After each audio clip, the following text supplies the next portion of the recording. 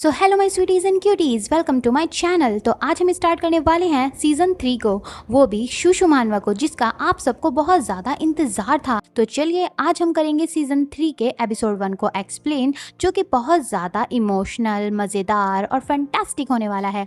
और हाँ, जैसा कि मैंने आपको पहले भी बताया था कि मानवा में कुछ डिटेल्स नहीं बताई गई हैं और वे डिटेल्स मैं आपको एपिसोड के एंड में बता दिया करूँगी। तो प्लीज़ अगर वीडियो को देखोगे, एपिसोड को देखोगे तो एंड तक देखना, ताकि तुम्हें सारी चीज़ें समझ में आए, ठीक है। और अगर बाद में तुम्हें कोई भी क्वेश्चन रहता है तो तुम कमेंट सेक्शन में मुझसे पूछ ही सकते हो। तो चलिए बिना किसी देरी के वीडियो को करते हैं स्टार्ट। और हाँ प्लीज़, अगर तुमने चैनल को सब्सक्राइब नहीं किया है अभी तक तो जाके पहले सब्सक्राइब करो यार, क्या कर रहे हो। और अगर तुम सब्सक्राइब नहीं करोगे तो देख लेना, फिर और ज़्यादा लेट वीडियो डालूंगी, बता रही हूँ। अरे मजाक कर रही हूँ, खैर छोड़ो। तो चलिए अब एपिसोड को करते हैं स्टार्ट और बकवास करते हैं बंद। तो चलिए लेट्स गेट स्टार्टेड।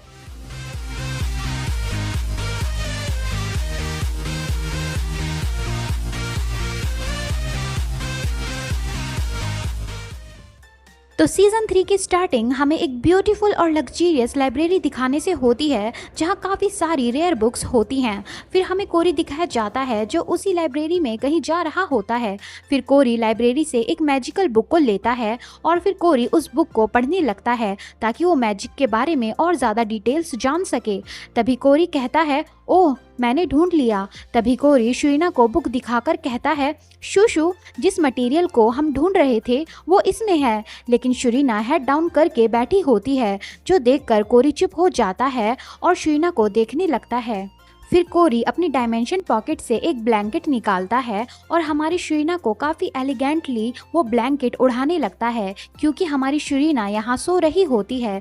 तभी शुरीना को खुद पर कुछ महसूस होता है ब्लैंकेट की वजह से। तभी शुरीना झटके से अपनी नींद से उठती है और कोरी भी ये देखकर घबरा जाता है। फिर कोरी कहता है, तुम उठ गई, सॉरी, मुझे तुम्हें परेशान नहीं करना चाहिए था। तो शुरीना शर्माते हुए कहती है, ओह नहीं, ये ठीक है, लाइब्रेरी कुछ ज़्यादा ही शांत और अच्छी है तो मेरी आंख लग गई थी। तो कोरी कहता है, तो क्या अब हम बाहर चलें घूमने के लिए? वैसे भी हमने आज के लिए अपना होमवर्क तो कर ही लिया है जो हमें वैकेशन में मिला था। तो शुरीना अंगड़ाइयाँ लेते हुए कहती है, हाँ वैसे मुझे एक अच्छी डेजर्ट की शॉप के बारे में पता है, तो चलो वहाँ चलते हैं। तो कोरी कहता है, जैसे कि हाइली यहाँ नहीं है तो क्या हम मैजिक टूल शॉप देखने चलें? तो शुरीना कहती है, ठीक है। फिर शुरीना और कोरी मैजिक टूल शॉप पर जाते हैं मार्केट में और काफ़ी अच्छे से इंजॉय करते हैं वेकेशन में साथ में। कोरी और शुरीना काफ़ी सारे मैजिकल पोशंस को देखते हैं मार्केट में, जिनकी अलग अलग एबिलिटी होती है। फिर कोरी शुरीना को काफ़ी सारी डेजर्ट खिलाता है, वो भी अपने हाथों से, जो देखकर शुरीना हैरान होती है। और कोरी एक एलिगेंट सी स्माइल के साथ शुरीना को खाते हुए देख रहा होता है, जो देखकर शुरीना को थोड़ा अजीब लगता है। फिर हमारा सीन वेस्ट मैंशन पर शिफ्ट होता है रात में, जहां हमें शुरीना के बाल हवा में दिखाए जाते हैं।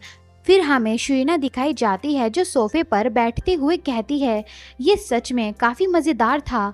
फिर शुरीना एक पाउच को देखते हुए कहती है, कोरी ने मुझे स्नैक्स दिए घर पर खाने के लिए। फिर शुरीना खुश होते हुए कहती है, कोरी को सच में पता है कि लोगों की अच्छे से केयर कैसे करते हैं। फिर शुरीना कहती है, आखिर किसी और को कोरी के बारे में ऐसा क्यों नहीं लगता, वो कितना थॉटफुल है और वो अब भी मेरा एक लौता फ्रेंड है। तभी शुरीना कुछ सोचने लगती है, मानो वो कुछ भूल रही हो। तभी शुरीना कहती है, मुझे कोरी के साथ काफ़ी मज़ा आया, लेकिन अब मुझे काफ़ी गिल्टी फील हो रहा है। मुझे हाइली के बारे में भी सोचना चाहिए, आखिर वो क्या कर रहा है जो उसने हमसे मिलने की भी कोशिश नहीं की और आज वो हमसे मिलने भी नहीं आया। फिर शुरीना डायमेंशन पॉकेट से कुछ निकालते हुए कहती है, मैं नहीं चाहती कि हाइली नाराज़ हो जाए कि हमने उसे अकेला छोड़ दिया।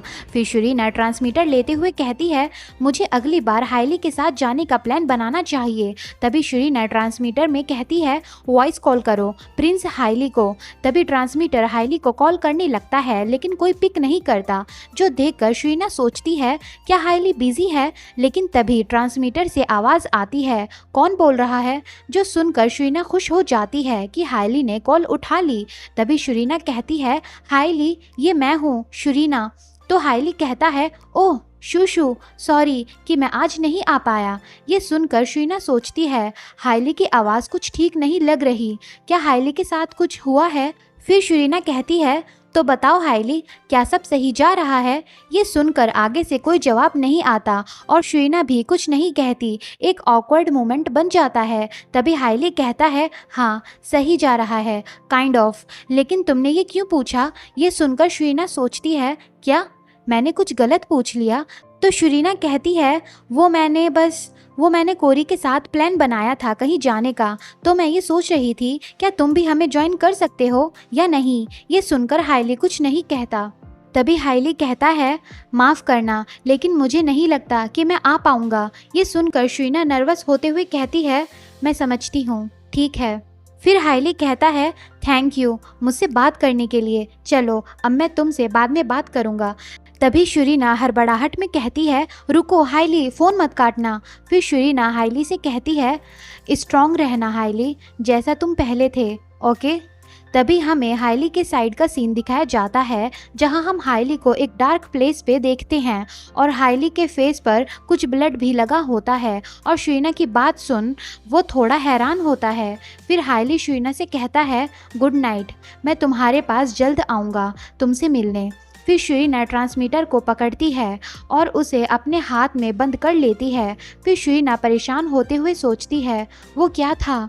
हाइली काफ़ी उदास लग रहा था पूरा टाइम पर बात करते हुए। अब मुझे हाइली की काफ़ी चिंता होने लगी है। आखिर मैं ऐसी सिचुएशन में इंजॉय करने के बारे में कैसे सोच सकती हूँ। तभी हमारा सीन नेक्स्ट डे पर शिफ्ट होता है, जहां शुरीना के हाथ में ढेर सारा सामान होता है। तभी वहां हारून आता है और कहता है, तुम रात देर तक बाहर रहती हो, कुछ टाइम अपने बड़े भाई के साथ भी स्पेंड कर लिया करो। तो शुरीना स्टिक्स देते हुए कहती है, लो ये करीम के साथ खाना हारून ब्रदर। फिर शुरीना हारून से कहती है, मैं पहले ही आपके साथ टाइम स्पेंड कर चुकी हूँ वैकेशन के स्टार्टिंग में, तो जाइए अब आप सो जाइए। फिर शुरीना गेट पटक कर अपने रूम में आती है और सारा सामान अपने रूम में रख देती है। फिर शुरीना बेड पर गिरते हुए कहती है, मैं काफ़ी थक चुकी हूँ। फिर शुरीना कहती है, मैं गलती से एविस से मिल गई, जिसकी वजह से सिचुएशन ख़राब हो गई। कोरी और एविस ने लड़ना शुरू कर दिया शॉपिंग करते हुए और फिर सारा सामान मुझे दे दिया, ये कहते हुए कि उन्हें उसकी ज़रूरत नहीं है।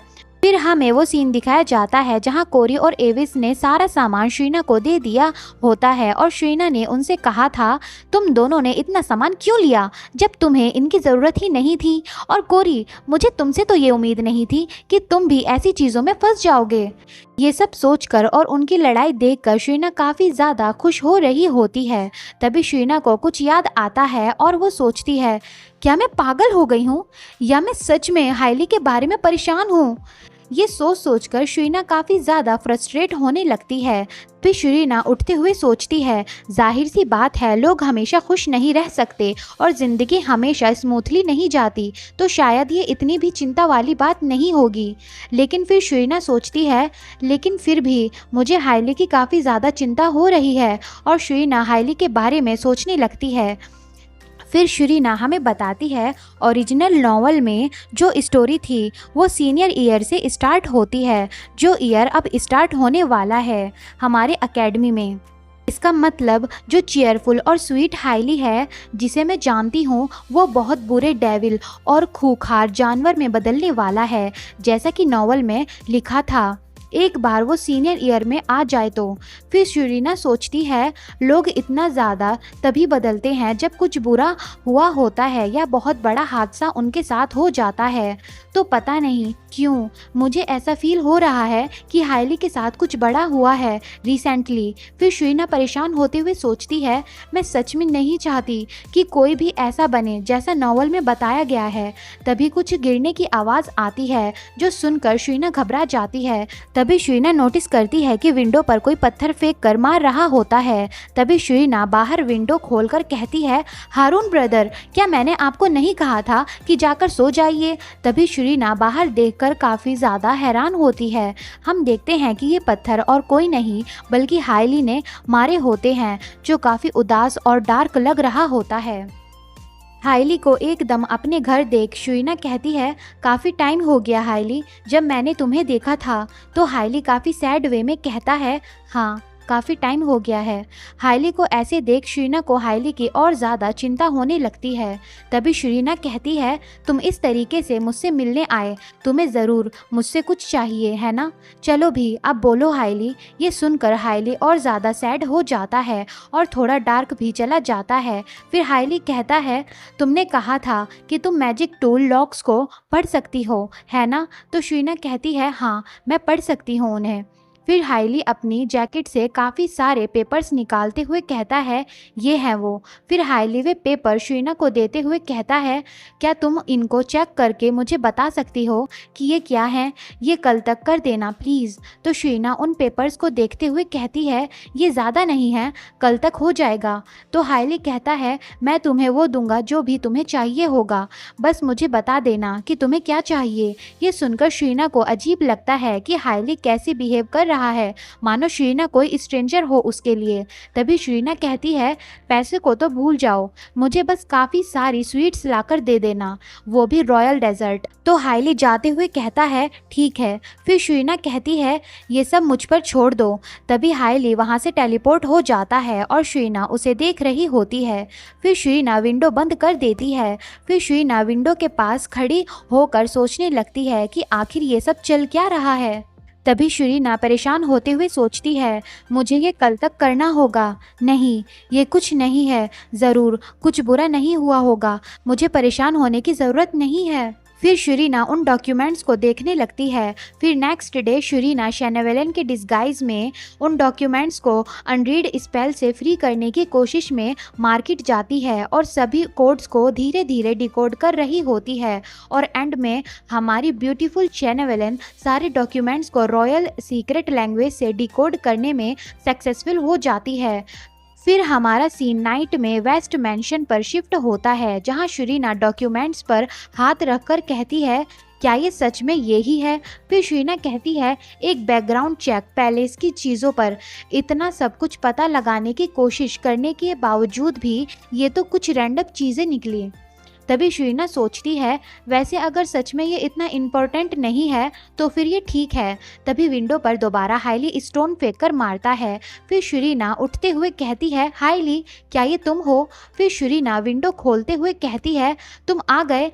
तभी हाइली फुल स्पीड में शरीना के बराबर से निकलता है और अंदर थोड़ा सा डार्क होते हुए एंटर होता है, जो देखकर शरीना काफ़ी हैरान होती है। तभी हाइली कहता है, माफ़ करना पर मैं उन डॉक्यूमेंट्स को अच्छे से देखना चाहता हूँ। तो शरीना कहती है, कोई बात नहीं, ये ठीक है। फिर हाइली काफ़ी डार्क वे में कहता है, उन डॉक्यूमेंट्स के रिजल्ट का क्या हुआ? तो शरीना कहती है, डॉक्यूमेंट्स टेबल पर रखे हैं, तुम खुद देख लो। फिर शरीना सोचती है, क्या मैं ही हूँ या फिर हाइली की हालत और बिगड़ गई है पहले से। फिर हाइली शरीना को डेजर्ट्स देते हुए कहता है, लो, जो मैंने तुम्हें रॉयल डेजर्ट देने का वादा किया था, इनको पढ़ते पढ़ते खाती रहना। फिर शरीना वे डेजर्ट उठाते हुए कहती है, वाओ, तुम इन सब को पैक करके लाए हो, थैंक यू, मैं इन्हें इंजॉय करूँगी। फिर शरीना उन डेजर्ट को खाते हुए सोचती है, रॉयल डेजर्ट सच में एकदम बेस्ट होती हैं। फिर शरीना कहती है, हाइली तुम भी मेरे साथ खाओ। तभी शरीना को एक अजीब आवाज़ आती है। फिर हम देखते हैं कि डॉक्यूमेंट्स पर एक ड्रॉप गिरती है। फिर हम देखते हैं कि हाइली के हाथों में डॉक्यूमेंट्स पर काफ़ी सारे ड्रॉप्स गिरने लगते हैं। फिर हमें दिखाया जाता है कि वे ड्रॉप्स नहीं बल्कि हाइली के टीयर्स होते हैं, जो उन डॉक्यूमेंट्स को देखकर रो रहे होते हैं। हाइली को इस कंडीशन में देख शरीना हैरानी से कहती है, हाइली तुम क्यों? तभी हाइली गुस्से में अपना फेस पकड़ते हुए रोते हुए कहता है, डैम इट, नहीं। हाइली की ये हालत देख शरीना और ज़्यादा परेशान होने लगती है। फिर शरीना हमें बताती है, उस दिन हाइली रोते हुए काफ़ी टाइम तक कांपता रहा। फिर उसके बाद हाइली ने ऐसा लुक दिखाया जो मैंने कभी पहले नहीं देखा, जिसमें वो काफ़ी इमोशनलेस और डार्क लग रहा था, और ऐसे ही वो वहाँ से चला गया। फिर शरीना हमें बताती है, मैं पूछना चाहती थी कि आखिर क्या बात है, लेकिन मैं खुद को कहने में कतरा रही थी और पूछ नहीं पाई। जो मैं कर सकती थी वो था इंतज़ार। मैं उसका वेट कर सकती थी कि वो मुझे खुद बता दे, लेकिन उस दिन के बाद मैंने दोबारा हाइली को नहीं देखा। फिर हमें ऑर्गन एकेडमी दिखाई जाती है और बताया जाता है कि टाइम ऐसे ही बीतता गया और न्यू सेमेस्टर शुरू हो गया। तभी काफ़ी स्टूडेंट्स अपने डॉर्म में जाते हुए कहते हैं, कुछ नहीं बदला, तुम क्या कर रहे हो। तभी हमें हेज़ल अपने न्यू हेयर स्टाइल के साथ दिखाई जाती है और वो कहती है, देखो मेरे बालों का स्टाइल, ये अब काफ़ी डिफरेंट है ना। फिर हेज़ल कहती है, और शूशू तुम्हारी हाइट 0.2 सेंटीमीटर बढ़ गई है। ये सुनकर शुइना मुंह बनाकर कहती है, हाँ हाँ 3 साल में 0.2 सेंटीमीटर हाइट बढ़ना काफ़ी कमाल की बात है। फिर हेज़ल जाते हुए कहती है, दोपहर की क्लास स्टार्ट होने वाली है, तो बाद में मिलते हैं शूशू। तो शुरीना कहती है, हाँ बाद में डॉम में मिलते हैं सिस्टर हेज़ल। फिर शुरीना सोचती है, वैसे मुझे लगता है कि सीनियर बनकर इतना भी कुछ अलग फील नहीं होता। तभी शुरीना चिढ़ते हुए सोचती है, नहीं हो ही नहीं सकता। तभी शुईना कोरी और हैस के बारे में सोचते हुए कहती है, एक बार हैस और कोरी को तो देखो, वे अब एडल्ट्स की तरह लगते हैं और मैं बस अपनी 0.2 सेंटीमीटर हाइट बढ़ने पर खुश हूँ। फिर शुईना गुस्सा करते हुए कहती है, जो बदला है वो ये मेरे बाल हैं जो और ज़्यादा कर्ल होते जा रहे हैं। फिर शुईना मुंह बनाते हुए कहती है, सच बताऊं तो शायद अब मुझे टॉल होने के बारे में सोचना या उम्मीद करना छोड़ देनी चाहिए। फिर शुरीना गुस्से से जाते हुए सोचती है, जो भी हो हाइट मैटर नहीं करती, तुम कैसे हो ये मैटर करता है, मैं लंबे लोगों से नहीं जलती। फिर शुरीना कहती है, कोरी और हैज़ ज़रूर ज़्यादा लंबे लगेंगे, मैं उनके सामने बच्ची सी लगूंगी। फिर शुरीना स्माइल करते हुए सोचती है, लेकिन अंदर से तो वे क्यूट ही रहेंगे हमेशा की तरह, तो सच में वे नहीं बदलेंगे, वे अब भी वैसे ही रहेंगे जैसे वे पहले थे मेरे साथ। तभी शुरीना को हाइली के बिहेवियर के बारे में याद आता है कि कुछ टाइम पहले क्या हुआ था। ये सब याद कर शुरीना वहीं रुक जाती है। फिर शुरीना उदास होकर सोचती है, क्या हाइली एकेडमी वापस आएगा भी या नहीं। तभी कोई शुरीना के सर पर अचानक अपना हाथ रखता है, जो देखकर शुरीना हैरान और चौंक जाती है। तभी हम देखते हैं कि वो हाइली होता है, जो काफ़ी एलिगेंटली स्माइल करते हुए कहता है, शूशू क्या तुम थोड़ी लंबी हो गई हो। हाइली को देख शुरीना हैरान होते हुए कहती है, हाइली तुम यहाँ। तो ये एपिसोड यहीं पे ख़त्म होता है। अब देखना ये है कि हाइली इतना ज़्यादा स्ट्रेंजली बिहेव क्यों कर रहा था और आखिर हाइली इतना ज़्यादा इमोशनल क्यों हो गया था उन डॉक्यूमेंट्स को देखकर, और हाइली इतना ज़्यादा डार्क कैसे हो गया और वो इतना ज़्यादा उदास और इतना ज़्यादा गुस्से में क्यों रहने लगा है। ये हमें आगे के एपिसोड में पता चलेगा, जिसमें हमें बहुत ज़्यादा मज़े आने वाला है। और मैं पहले ही बता दूँ, एक एपिसोड के बाद अगला एपिसोड और ज़्यादा इंटरेस्टिंग, फिर उससे अगले वाला और ज़्यादा इंटरेस्टिंग, ऐसे ही आपकी क्यूरियोसिटी और इंटरेस्ट बढ़ता चला जाएगा इस सीज़न में, क्योंकि ये सीज़न एकदम फैंटास्टिक है। और जो सीज़न 4 आएगा उसके बारे में तो भाई तुम सोच भी नहीं सकते। खैर वो तो अभी आया नहीं है। लेकिन अगर हम बात करें उन डॉक्यूमेंट्स की, जो डॉक्यूमेंट्स हाइली ने शुरीना को दिए थे, उनमें एक अलग ही लैंग्वेज लिखी गई थी जिनको हम मैजिकल लॉक्स कहते हैं, जिनके अंदर रॉयल पैलेस की इन्फॉर्मेशन लिखी गई थी कि कौन सा सामान रॉयल पैलेस में गया है और आया है, जो कि ज़्यादा इम्पॉर्टेंट तो नहीं है, लेकिन फिर भी बता देती हूँ। उसमें ज़्यादा कुछ नहीं लिखा हुआ था, बस कुछ ऐसा सामान था जो कि हाइली से रिलेटेड है, जो कि हमें बाद में पता चलेगा। तो ज़्यादा तुम इसके बारे में सोचना मत कि उसमें क्या लिखा गया था, हाइली क्यों रोने लगा, तो वो हमें बाद में पता चल जाएगा, ठीक है। बस इतना ध्यान रखो कि उसमें एक मैजिकल लैंग्वेज थी और हाइली ने उन पेपर्स को शुरीना को दिया था ताकि वो उनको ट्रांसलेट करके उसको दे दे और वो उनको पढ़ सके कि उसमें कौन कौन सा सामान रॉयल पैलेस में लेके जाया गया था और निकाला गया था, बस और कुछ नहीं। तो इसी के साथ अब तुम्हारे दिमाग में कोई भी क्वेश्चन नहीं रहा होगा। हालांकि क्वेश्चन बस ये रहा होगा कि हाइली ऐसा क्यों कर रहा है, फलाना ढिमकाना, वो तुम्हें आगे के एपिसोड में पता चल जाएगा। तो अभी के लिए ये एपिसोड काफ़ी ज़्यादा लॉन्ग हो गया है, तो अब इस एपिसोड को यहाँ पे ख़त्म करने का टाइम आ गया है। तो खाते पीते रहो, हेल्थी रहो और बाय बाय।